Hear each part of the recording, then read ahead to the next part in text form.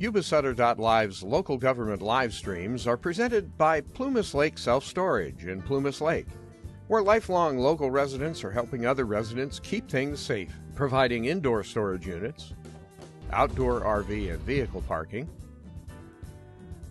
moving supplies, and Penske truck rentals. Details at plumaslakeselfstorage.com.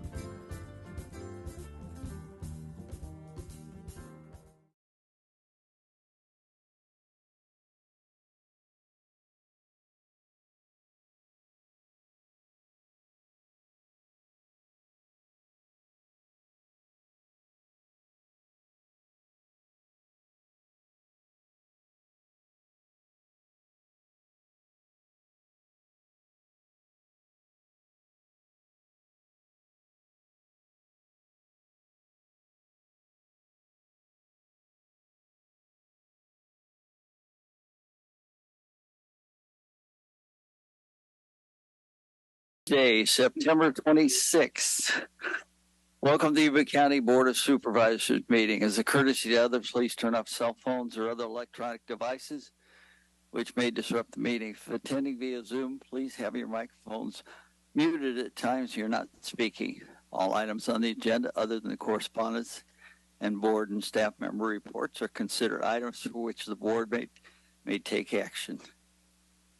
The public will be given an opportunity to comment on action items on the agenda. When the item is heard, comments shall be limited to 3 minutes per individual or group. In-person meeting. The board meeting will be open to in-person attendance.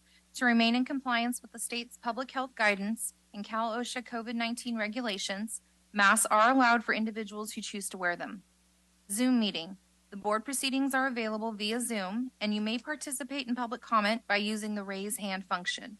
Pursuant to Government Code Section 54953E, local legislative bodies may hold public meetings via teleconference. Additionally, even when members of the local legislative body are attending meetings in person, the local legislative body may make public meetings accessible telephonically or otherwise electronically to all members of the public. Members of the public are encouraged to observe and participate in the teleconference. Okay, we had an addendum to the agenda. We added to consent item 344. Pledge of Allegiance, John. I pledge allegiance to the flag of the United States of America, to the republic for which it stands, one nation, under God, indivisible, with liberty and justice for all. Roll call. Supervisor Vasquez. Here. Supervisor Blaser. Here. Supervisor Fuhrer. Yes. Supervisor Bradford. Here. Supervisor Messick. Here. All present. All right, first item is the consent agenda. All matters listed under consent agenda are considered to be routine and can be enacted in one motion. I'll make a motion to approve. I'll second. Any comments on the consent agenda from the public? Back to the board. All those in favor say aye. Aye. Aye. Any opposed? Measure passes. Okay, 348, Health and Human Services. Oops, excuse me, what? Special presentation. Oh. All right, sorry about that.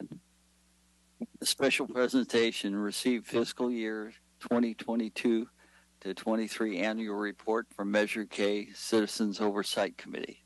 This should be interesting.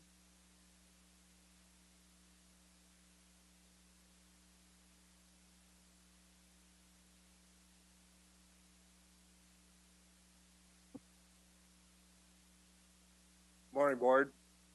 My name is Fred Morazinski. I'm the chairman of the Measure K Citizens Advisory Committee. Before presenting our findings this morning, I'd like to take the opportunity to recognize the members of our committee. Mr. Richard Webb, he's the vice chairman. He's here with us this morning. Also, Ms. Lori Wojan, she's the secretary, and members Mr. Phil Good and Mr. Greg Nelson. We're unfortunately unable to make it this morning, but I wanted to mention them as well. As you all know, in December of 2018, Yuba County voters approved a 1 cent sales tax measure along with the ordinance outlining the uses of that tax, all of which now is referred to as Measure K. The enacting ordinance became effective in April of 2019. However, due to litigation, the funds collected through that measure were held in trust until the disposition of the lawsuit. In July 21, the California 3rd District Court of Appeals ruled in favor of Yuba County that provided for then the use of the funds held in trust as well as the revenues collected from July 2021 forward until the sales tax measure expires in 2028. Measure K provides a secure local revenue stream to the county that is used entirely to maintain and improve specific and general essential services for the benefit of the unincorporated area of the county. Measure K also required the appointment of a Citizens Advisory Committee to ensure citizen participation, open discussion, and accountability regarding the use of this revenue generated under the ordinance. Duties of the committee include oversight of the revenues received by the county and to ensure that those tax revenues are used by the county in a manner consistent with the voter-approved measure.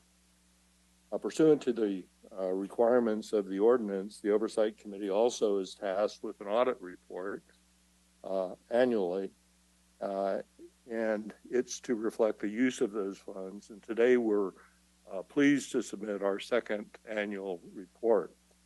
Your board and previous boards for many years have consistently prioritized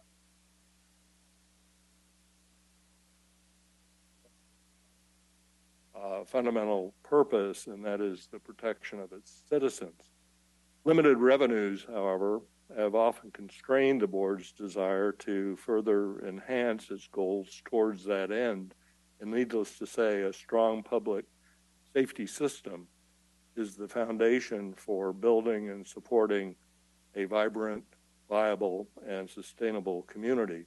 It's well-documented efforts to pursue and maintain economic growth, community development, enhance educational opportunities, and the like are thwarted by an unsafe environment. The voters and taxpayers of Yuba County thankfully recognized this dynamic and supported the sales tax measure that we're here to talk about today. Since implementation, Measure K has generated over $33 million with almost $27 million expended to date, leaving a carryover of $6.1 million at the beginning of this fiscal year. And although this is a general tax measure, the board's continued commitment to public safety, specifically law enforcement, fire services, essential public safety functions, and other essential supportive services is reflected in the allocations of these funds. 80% of those revenues received are earmarked for Yuba County and supplement funding for the sheriff's office, the district attorney, the probation department, and other general essential services, including code enforcement and supporting departments. A total of 20% of the revenues generated through Measure K are distributed to the 9 fire districts within the county, and specific agency allocations are based on a formula that those agencies developed themselves. In summary, we have conducted a comprehensive review of the fiscal reports detailing revenues and expenditures for fiscal year 22-23. The committee is of the opinion that the board's actions are consistent with both the spirit and the letter of Measure K and its implementing county ordinance. In closing, I'd like to take a moment to thank Kevin and his staff and Auditor Controller Richard Eberl and his staff for their assistance. They all provided outstanding support to the committee during our review process in coordinating meetings and assisting in the overall development of the detailed informative report that you're presented with today. On behalf of the committee, I'd also like to thank you for the opportunity to serve in the capacity which provides transparency and accountability and citizens oversight for the voters and taxpayers of the county as it regards to this measure, this tax measure. So thank you. That concludes my presentation. I'd be happy to try to respond to any questions that you might have. No questions from the board? Well, I'd like to thank the board for doing what it said it would do with that tax. And I think this report drives that point home that unlike certain other counties that we've run across that play a shell game with the tax funds. And I'd like to thank the board for doing that. So, the committee does as well. Thank you very much. Thank you. Thank you. All right. Public communication.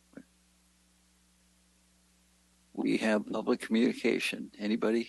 Through the chair, we do have 2 requests to speak cards and 1 hand raised on Zoom. Okay.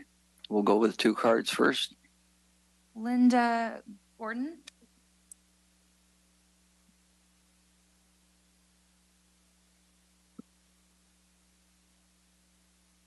Good morning. I'm Linda Gordon, and I live on Lever Avenue, 4439. My fence is the fence that is also the school fence to the Lever Avenue gate issue that we're having after 30 years of being closed.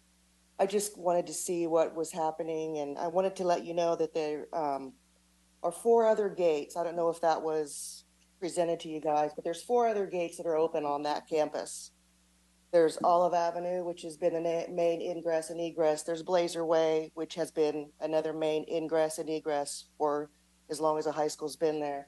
And there's 2 gates on the kind of the southwest side where the water tower is. And there's no problems with any of those gates or kids being picked up or dropped off at those gates, which negates the Lever Avenue gate from needing to be opened. So I just wanted to let you know that. It also has impacted Johnson Park School, which is right down the street from Lever Avenue. I've talked to Mrs. Pomeroy, the principal, and it's just made it a nightmare. Parents aren't stopping to let kids cross the street. These are little kids. It's kindergarten through 5th grade, I believe. So the impact of that gate being open is not only us, but the rest of the community in Lever Avenue. So, and the people that were originally, when our parents had this gate closed, they did what we're doing today, but 30 plus years ago. Mary Jane Grieco was involved with it, and a guy named Rick Lee, and I haven't had any success reaching any of those, getting a call back from anyone saying, how did you do it? What was the code? So anyway, that's, I just wanted to let you know and see if you guys have any questions since you've been investigating it for a couple weeks. All right. Well, I'd like to at least find out to see if Kevin, when do we plan on coming back with this, and is there anything you can say? Yes. So if I could, through the chair, since this was brought up to the board at the last meeting, the board tasked Public Works with doing research on this. Public Works has just completed that research.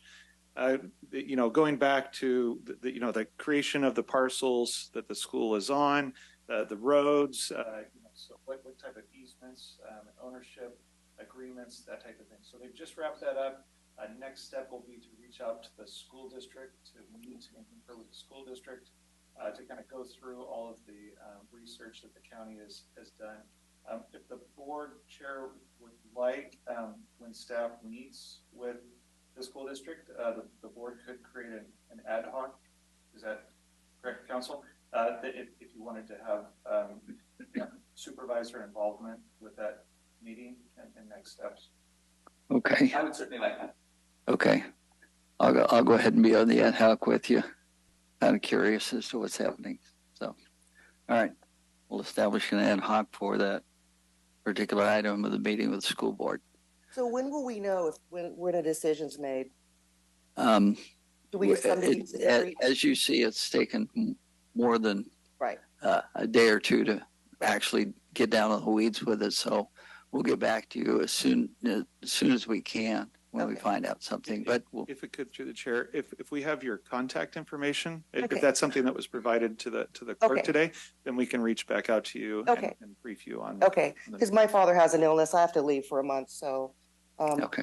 I wasn't going to be able to be here to any other meeting, so I just want to make sure that you have that information. You know where to find me, right? Yeah. Okay. I can run. I can't hide. Okay. All right. Okay. We'll Great. get that information. Thank you. Thank you. All right. Ms. Charles, is that the Charles? Through the chair, yes, there is a Charles on Zoom. Yes. Good morning. Charles Sharp, Oregon House. The Food and Water Festival is coming up this weekend. I hope all of you can make it and show your support for the foothills. Thank you. Thank you. No further public communications? There is one further card from Mr. Tom McWhorter.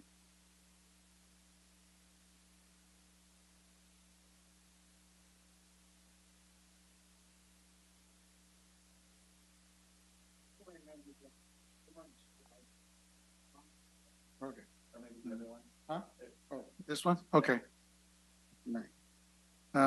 It's short today, so okay. I write big, but anyway, I just wanted to start off by saying that last week I had a meeting with the CDSA director, Mr. Mike Lee, and the County Public Works director. I apologize if that's not the proper term, but Sam Button. And it was a very good meeting. The subject was the drainage issue in Olivehurst. And, you know, I didn't raise my voice, and, you know, we all went out, shook hands and everything. So it was a good meeting. But I would like to really just let you know that it didn't change my mind as far as pretty much, you know, until you folks change the direction of the way our CDSA and Public Works is directed to go, things aren't going to change very much. So a couple of things. One is that we need to start the engineering process now. As the prior Sam Button's prior predecessor mentioned, it would take 2 years, supposedly, to get the engineering done. We need to start that now, okay? 2 years goes by real quick, and then pretty soon you're going to be like caught with your pants down, and you haven't got the engineering done. I mean, Dan went back and counted how many properties were in the area, which really didn't need to spend my tax dollars on, because all you got to do is go over the property tax assessors. How many properties are down there? Oh, 2,000? Well, that means 2,000 crossings. Boom, done. I don't know how much time you spent on Google Maps, but, you know, kind of let's be a little bit more fiscally responsible with the taxpayer dollars you're entrusted to use. The other thing, you know, my street has not received anything more than a couple of shovelfuls of asphalt. It hasn't been asphalted in 31 plus years. I don't know if Mr. Lee knew about that until our meeting, but, you know, when I've got current supervisors telling me, you know, we got 200 other projects. Name me another project that's got more seniority. 68 plus years we've been waiting. The other ones are just going to have to take number 2 through 200. Sidewalks and curbs and gutters for all of our streets, man. You know, why are you spending valuable time and money on a little piece of land in Linda for a park? Why? You haven't spent any money on drainage, and here we're going to, you know, you're spending your valuable time or my time on what are we going to do with an acre of land? The thinking just bewilders me. Tom, can you wrap it up? No, I can't. Okay. Okay. Well, If anyway, all right, I will. Okay, Andy. thank you. I just want to say I look forward to meeting with you and Mr. Lee and Button again to get something going. And thank you for your time. All right. County departments. Item 400, administrative services.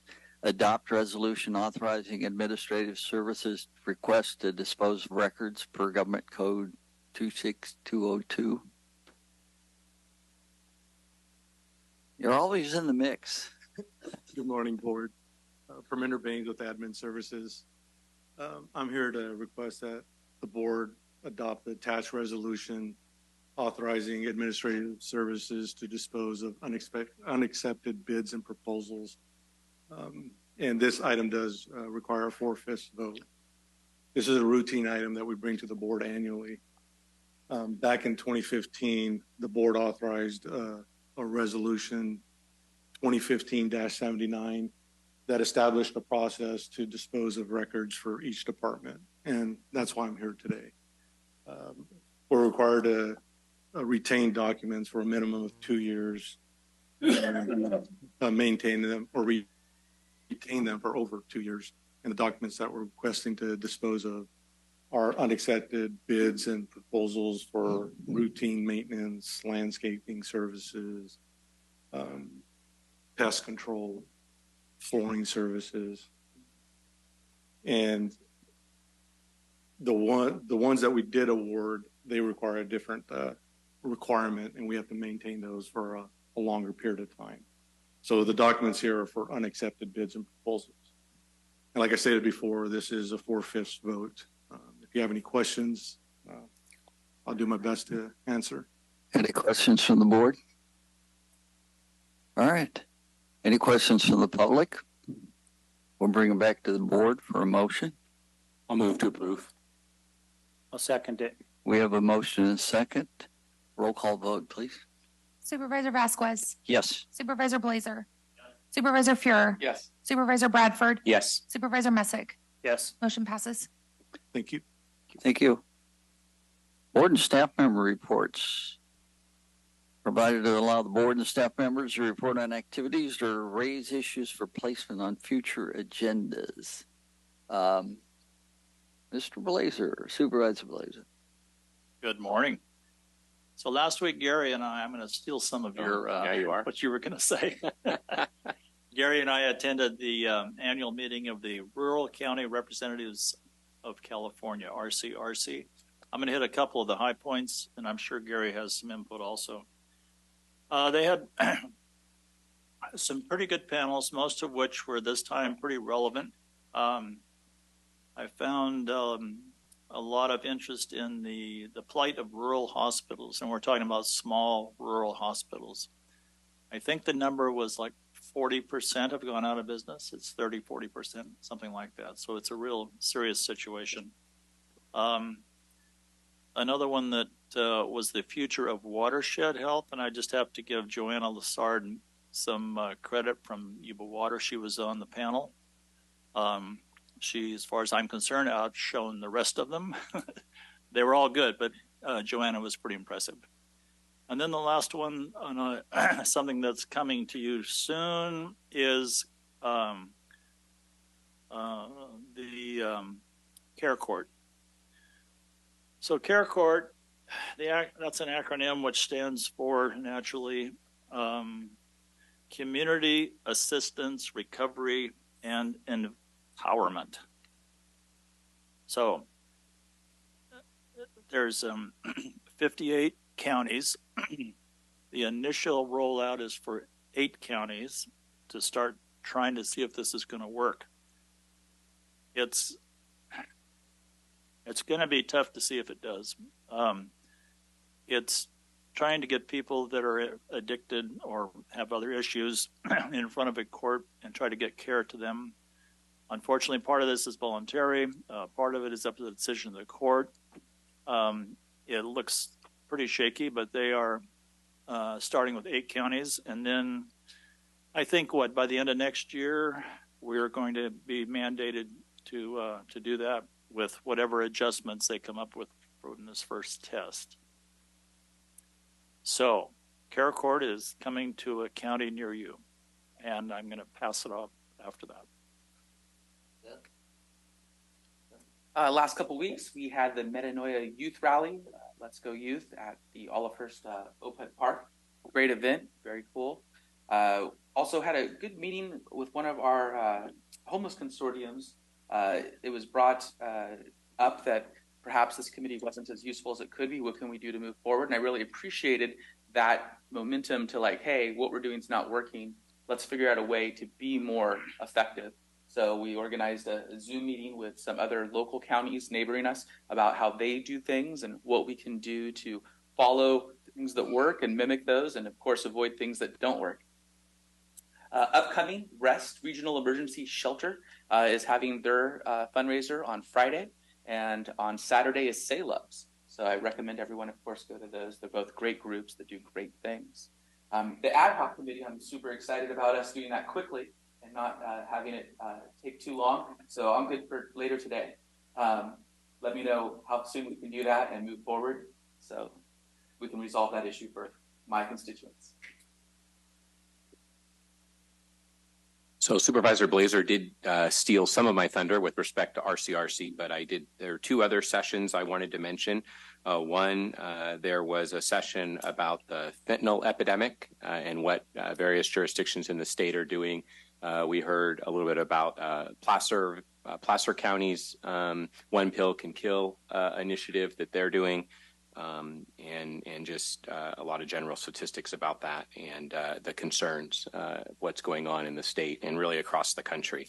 Also, in one of my probably favorite sessions there was a session, the conference actually opened with a session on the importance of outdoor recreation, not just from the standpoint of getting visitors and future residents to our communities, but really focused on the importance that it can play in the youth in our community, particularly youth that might be struggling from a behavioral health standpoint, and having that outlet where they can be outdoors and enjoying the natural environment. And so we heard from I guess a world record BMX rider from Butte County who got his start there, just going out and exploring the trails that they have in Butte County, and has kind of been instrumental working with, now he's in Idaho, but with communities, getting trails in and providing opportunities for youth to get out and enjoy that environment and clear their head and just other things. So it was very inspirational, and it was a great story to hear from that and the success that's been in Butte County and elsewhere. So also, SACOG has announced they're taking applications for their next annual cohort for the Youth Leadership Academy. So they'll take applications, I think, for the next month or so, maybe 2 months. And then that usually begins in January. They take 40 students from across the region, high school students. They try to get a mix of residents from across the jurisdictions in the region. I know 2 years ago we had no Yuba County representation in the cohort. Last year, gratefully, we had, I think, 5 Yuba County residents participate. So that was really exciting. So hopefully we can see numbers like that again this year. So I'd be happy to share information with the rest of the board so you can help push that out and get some of our students who might be interested in that signed up. Essentially, it just gives them an opportunity. They meet monthly for like 5-6 months, sometimes virtually, sometimes in Sacramento. They hear from various speakers. They learn a lot about local government, about land use and transportation planning, and so it's a great opportunity for students.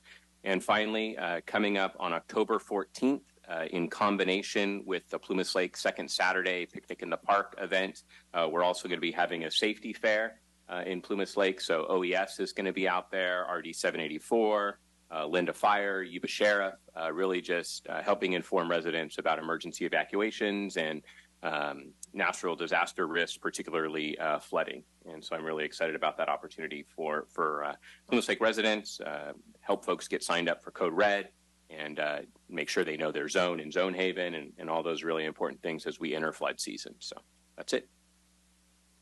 John? Well, I had a very busy 2 weeks. I'm going to highlight a few of them.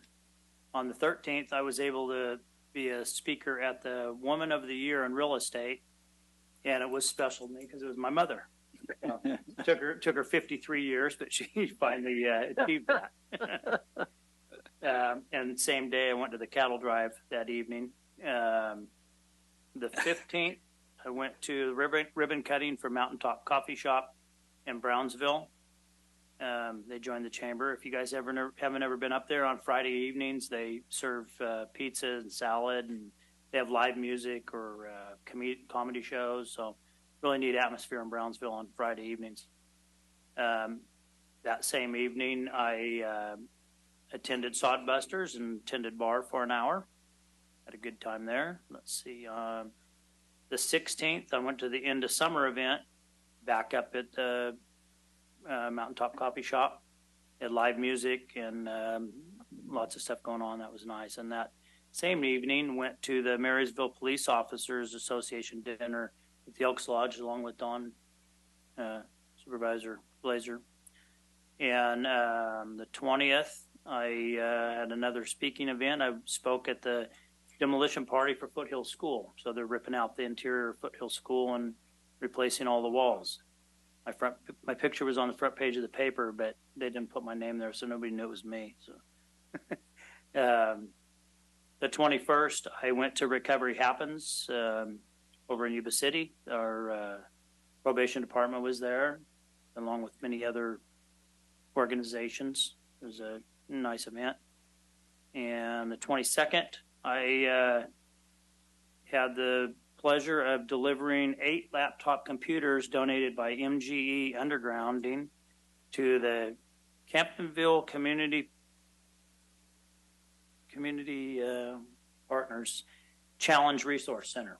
So the Challenge Resource Center is going to start offering computer classes, and a friend of mine that is a manager over there messaged me and wanted to donate eight laptop computers to a nonprofit. So I was lined that up and was able to deliver those.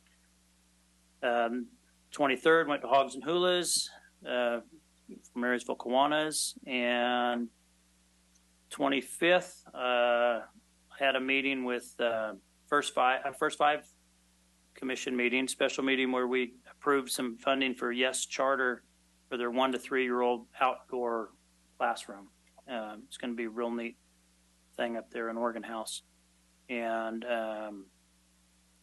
also, I don't remember which day, but maybe Rachel does. I was able to take Rachel Abbott out to take some pictures of District 5. She wants, they want pictures from all the counties. So we went out, and I just happened to know we were doing some flying out there and took some pictures in the rice fields of the crop dusters. One request I have to add from HHS text. So as Charles mentioned, they're having the Food and Water Festival in Oregon House this weekend. And all these things that we do up in the hills, all these events are fundraisers, basically for the Alcove Center or the Brownsville Community Center or whatever. And nearly all that funding goes just to pay for their fire insurance. So we'd like to try to find a way to make it more affordable for them to have these festivals. And there's some fees that are pretty well mandated. And I was wondering if we could get it to where our board could set some money aside for HHS to be able to sponsor these festivals to cover some of their fees, because they can be pretty absorbent. Okay. We'll see what we can do about getting some money set aside for it. Have to give us an idea of what you're looking for, and whether the board itself wants to contribute to, $50, $100 a head, and actually it's a fee start the funds rolling. I think it's a mandated fee for food vendors, and they're going to have so many food vendors there, and it just sure. If there's 2 or 3 food vendors, it's not a big deal. But when they have like a dozen of them, this deal, and there's going to have different food tastings and things like that, it really adds up. Okay. It makes it almost unaffordable for the event. So maybe the supervisors could dig deep in the old pocket and maybe come up with some help for you. Okay. I know the hills up there needs all the help it can get some days, just with the poverty up there and the people out living in the out Kevin areas. Could add to it. Their fire insurance went up so much for these community centers, and they just do good stuff for the community. It seems like they just work just to pay their insurance, and then we still have to help them. Sure. So I understand. Thank you very much. Yeah. Well, John set the bar high for participating in your community.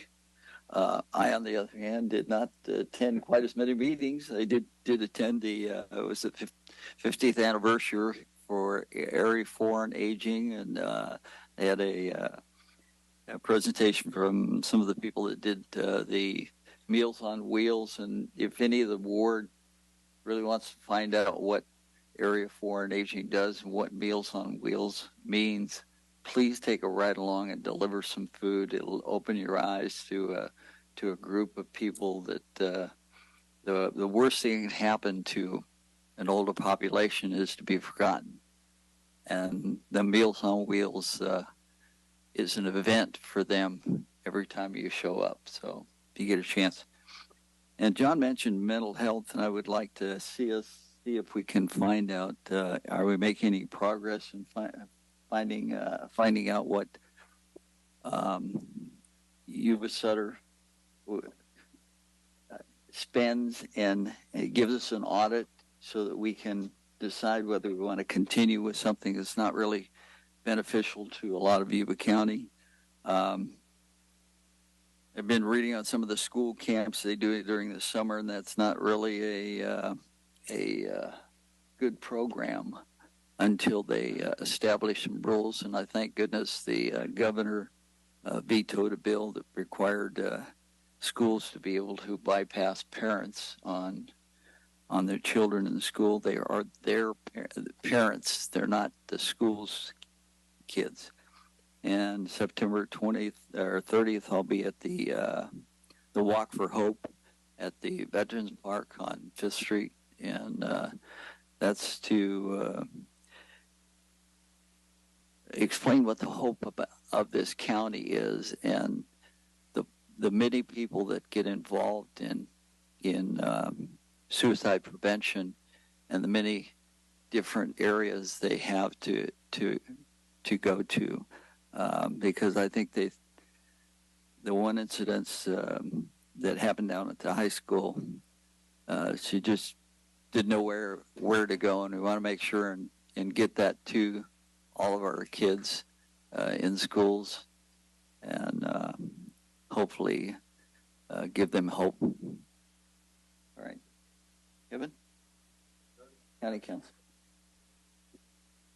So maybe I'll touch on a couple things. Supervisor Vasquez, thanks for bringing up the suicide awareness walk that Center Yuba Behavioral Health is putting on, and thank you for, I think you're going to help welcome everybody to that event on Saturday at Veterans Park.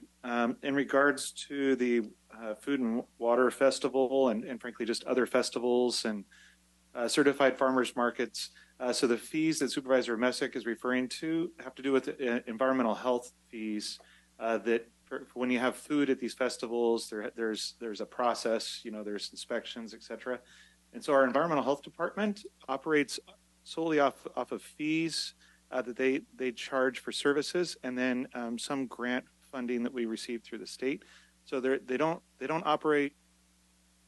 So that's something that we discuss if the board wanted to entertain some type of a policy where we look at strategically if there was going to be a general fund investment to the environmental health budget to cover some of the costs for different community events. That's something that we can work on. Again, it may be something that we want to form an ad hoc work with staff on, and then we could kind of bring back some recommendations to the full board. But we have been creative so far on looking at opportunities, like for example on the certified farmers markets. If they accept EBT at those, then we've worked with Health and Human Services, and that's something that's kind of an allowable expense for Health and Human Services through, I believe, public health funds, because we're increasing access to healthy, fruits and vegetables for folks using their EBT cards. So if the board would like, it sounds like Supervisor Messick's very interested in this. I'm not sure, Chair, if you'd like to assign a couple board members to work with staff, and then we could bring something back relative to.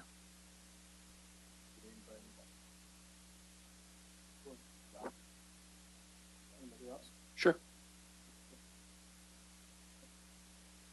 All right, so we'll work with you on that. The other item, and Supervisor Bradford mentioned the safety fair in the Plumas Lake area. That'll be definitely focused on the Plumas Lake area. We also have a prepared fair, the countywide prepared fair. It'll have a flood focus, but that will be on October 19th, Thursday, October 19th in the city of Marysville here. And it'll be a joint effort. I'm looking at Rachel, or is it Yuba only? Okay, so it's a Yuba only event, but we're going to host it here in Marysville. Our OAS department has, they started a few years back with these prepare fairs, and we've been alternating between making sure people are prepared before fire season and then also making sure they're prepared before flood season. So this will be a flood focused event on Thursday, October 19th. Yeah, so it will be on B Street between 10th and 12th. Rachel, do you want to? Rachel helps organize this. Do you want to come up and give the board a little snippet? I'm putting you on the spot. So can you hear me? Good morning. So the emergency preparedness fair that Office of Emergency Services is hosting is Thursday, October 19th at 14th and B Streets. So it's directly across from Ellis Lake in that empty lot where the hotel is slated to go up, 3:30 to 6:30. This is a Yuba County event, but you'll have Wheatland Fire, Wheatland Police, Linda Fire, Yuba County Sheriff, all those folks will be here.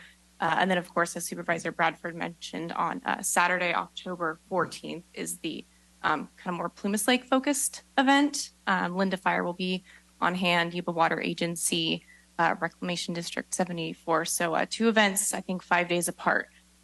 So hopefully you all can make it out to one of those.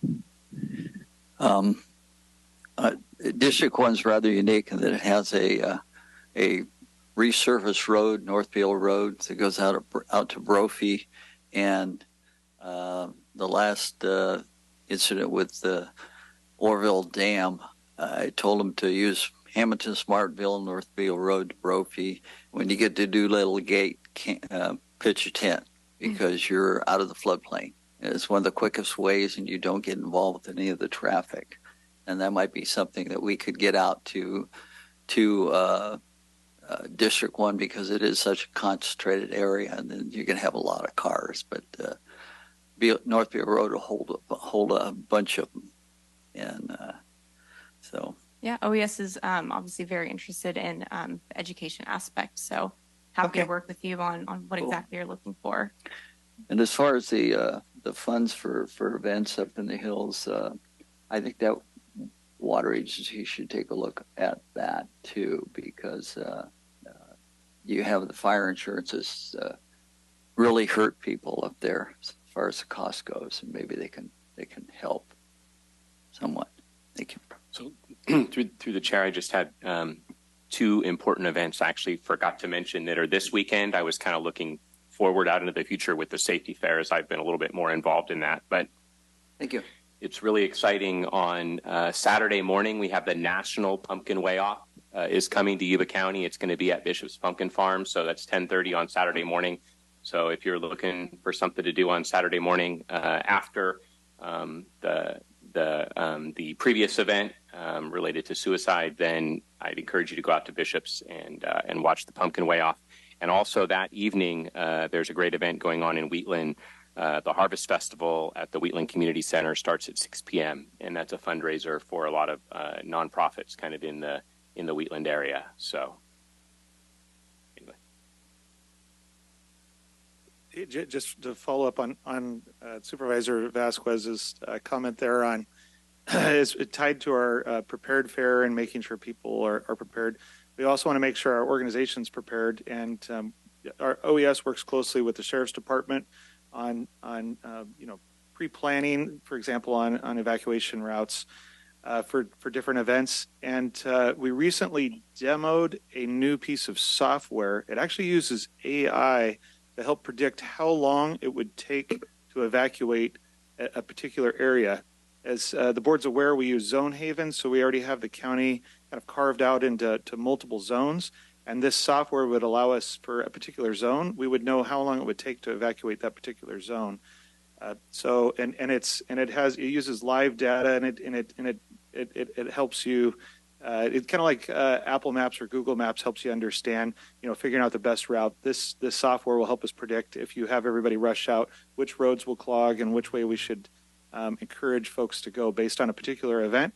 So that particular software we're going to be moving forward with, and once it's procured, we'll be able to come in and demo that to the board and show the board, and then also out to the public how we have yet another tool in the toolbox to help us with emergency preparedness. It'd be nice to find a place somewhere off Hamilton-Smartsville Road by the Doolittle Gate that's out of the floodplain that people can camp during an emergency. Yeah, this software actually allows you to add a road, for example, and you can test with the modeling to see whether or not how that additional road would have an impact on evacuation times, for example. So it's pretty exciting stuff. It is AI based, which is kind of a new frontier for all of us. But we're excited about having another tool. I'll volunteer the driving to establish a time that it takes to get to the Doolittle Gate from Goldfields Parkway. I'll volunteer for that. Okay. All right. Anything else, Natalie? None for me. All right. We'll take a 5-minute break. Before we go to closed session, we have 2 items that are there. And see you in 5 minutes. The shortest meeting in months.